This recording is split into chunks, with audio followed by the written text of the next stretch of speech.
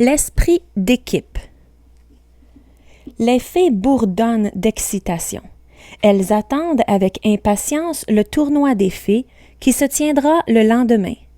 Cela consiste à mettre en compétition leurs talents sur des épreuves sportives. Rosélia est en charge de la décoration du stade. Elle a un choc en apercevant la nouvelle fée des jardins, Chloé, se diriger vers elle avec un gros rocher dans les bras. Elle l'arrête avant qu'elle ne le fasse tomber sur les fleurs, mais de la boue explose partout autour. Lorsque Rosélia découvre que Chloé s'entraîne pour les jeux, elle l'emmène dans la salle d'honneur des fées. « Tu ne remarques rien d'anormal? » lui demande Rosélia. Aucune fée des jardins n'a été capable de remporter la victoire jusqu'ici. Chloé sourit en guise de réponse. Elle va changer ça. Le lendemain, tous les talents sont réunis pour déclarer le tournoi des fées ouvert. À la surprise de Chloé, Rosélia est choisie pour faire équipe avec elle. Cette dernière a mis sa plus belle robe pour l'occasion. Si elle ne croit pas en la victoire, elle veut au moins être élégante. Deux fées des tempêtes, Vulcain et Alizée, se sourient. Elles en sont à leur 5e victoire consécutive. Le saute-grenouille est la première épreuve. Rosélia grimace de dégoût au contact de la peau visqueuse de sa monture. Cela ne l'empêche pas de remporter la manche avec Chloé. Leurs amis n'arrivent pas à y croire. Même si elles sont à la dernière place, jamais aucune fée de leur talent n'a encore atteint ce niveau. Le 2e jour, les fées disputent l'épreuve du ski nautique en libellule. C'est terrifiant. Mais Chloé montre à Rosélia comment rester debout, puis les deux fées filent sur l'eau jusqu'à la ligne d'arrivée.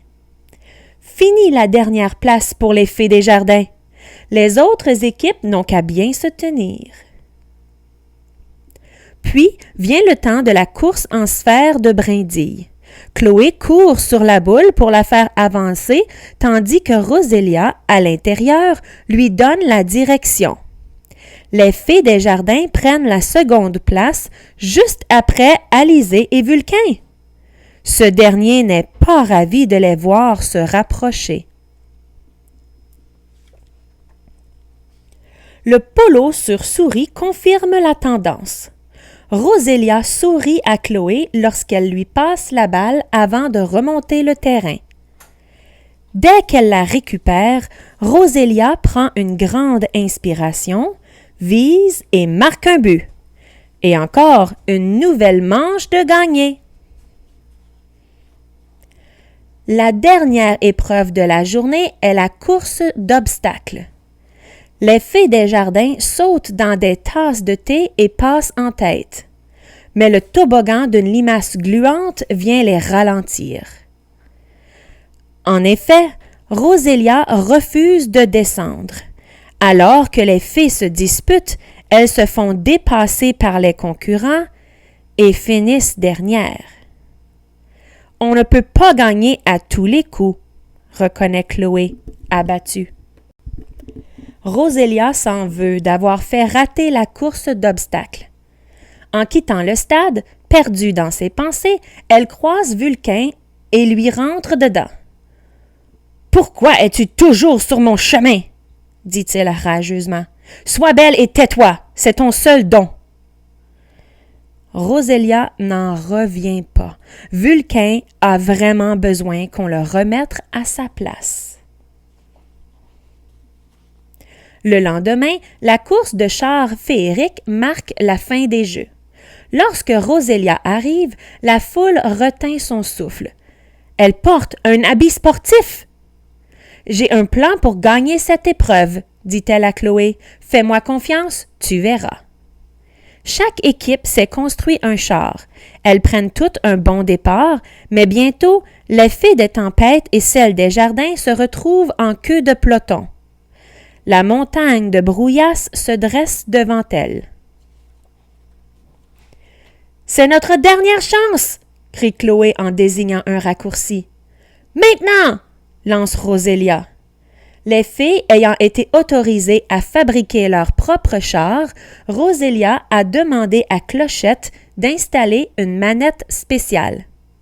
Lorsqu'elle l'actionne, des pommes de pin sortent des roues pour leur permettre d'escalader la montagne.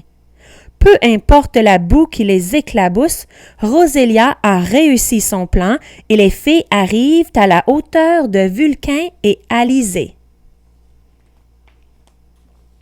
Vulcain refuse d'être battu. Il attrape la main d'Alizée et l'oriente en direction de Rosélia et Chloé pour lancer un éclair sur les filles des jardins. Baoum badaboum! Le char des filles se retourne. Rosélia et Chloé savent qu'il n'y a plus rien à espérer, mais elles tentent le tout pour le tout en poussant leur véhicule. Elles doivent gagner! Elles boitent jusqu'à la ligne d'arrivée. Et les vainqueurs sont les Fées des Jardins, annonce la reine Clarion. Mais je suis arrivée avant elles, riposte Vulcain. Les coéquipiers doivent arriver en même temps, lui rappelle la reine. Vulcain aperçoit Alizée de l'autre côté de la ligne jaune. Te rends-tu compte de ce que tu as fait? Hurle-t-il. Oui, j'ai permis à la meilleure équipe de gagner, lui répond Alizée. La foule acclame les fées exténuées alors que la reine Clarion leur sourit fièrement. Rosélia et Chloé n'en croient pas leurs yeux. Elles ont gagné le tournoi des fées,